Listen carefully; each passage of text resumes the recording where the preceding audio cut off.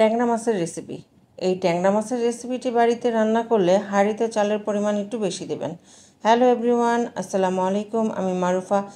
যেখান থেকে আমার ভিডিওটি দেখছেন সবাইকে ধন্যবাদ জানিয়ে আমি আমার আজকের রেসিপিটি শুরু করছি। আমার আজকের রেসিপিটি হচ্ছে টমেটো দিয়ে ট্যাংরা মাছ ভুনা। এই রেসিপিটির জন্য লাগবে দেশি ট্যাংরা মাছ। এখানে 300 গ্রাম ট্যাংরা মাছ কেটে লবণ দিয়ে ঘষে ট্যাংরা মাছের গায়ে যে কালো দাগ থাকে সেটা পরিষ্কার করে নিয়েছি। মাছগুলো মিডিয়াম সাইজের, তাই মশলা দিয়ে কষিয়ে এই ট্যাংরা মাছগুলো রান্না করব। আবার কেউ চাইলে ভেজেও রান্না করতে পারেন।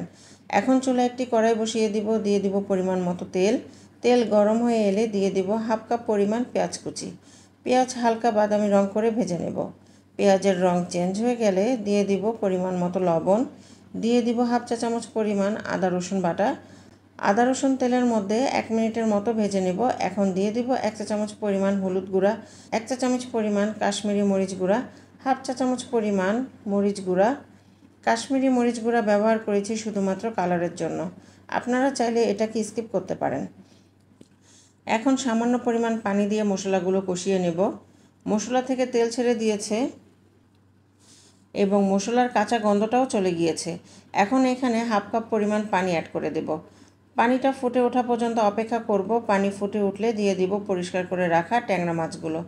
নেড়ে চেড়ে ঢাকনা দিয়ে ঢেকে মাঝারি আঁচে 7 থেকে 8 মিনিটের মতো রান্না করব। 8 মিনিট পর তরকারির এই পর্যায়ে দিয়ে দিব 2টি মাঝারি সাইজের টমেটো কুচি। দিয়ে দিব 10-12টার মতো কাঁচামরিচ ফালি। আমি মূলত এই রেসিপিটাতে কাঁচামরিচের ঝালেই রান্না করছি, তাই গুঁড়ামরিচের পরিমাণ আমি এখানে কম দিয়েছি। এখন ঢাকনা দিয়ে ঢেকে 3 থেকে 4 মিনিটের মতো রান্না করব। 4 মিনিট পর তরকারির ঝোল শুকিয়ে গিয়েছে এবং মাছও সিদ্ধ হয়ে গিয়েছে, তাই খুন্তি বা চামিচ দিয়ে তরকারিটা নাড়ব না, তাহলে মাছ ভেঙে যাবে। আমি কড়াইটাকে একটু ঝুলিয়ে ঠিক এইভাবে নেড়ে চেড়ে দেব। এখন দিয়ে দিব ধনেপাতা কুচি।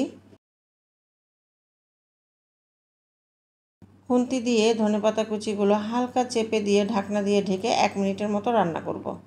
তৈরি হয়ে গেল টমেটো দিয়ে দেশি ট্যাংরা মাছ ভুনা। খুব সহজভাবে রেসিপিটি করে দেখিয়েছি। বাড়িতে ট্রাই করবেন, খেতে কেমন হয়েছে কমেন্ট বক্সে জানাবেন। আমার রেসিপিগুলো ভালো লেগে থাকলে চ্যানেলটাকে সাবস্ক্রাইব করে রাখতে পারেন এবং বেশি বেশি শেয়ার করে দিয়ে অন্যদের দেখার সুযোগ করে দিবেন। আজ এই পর্যন্তই। আল্লাহ হাফেজ।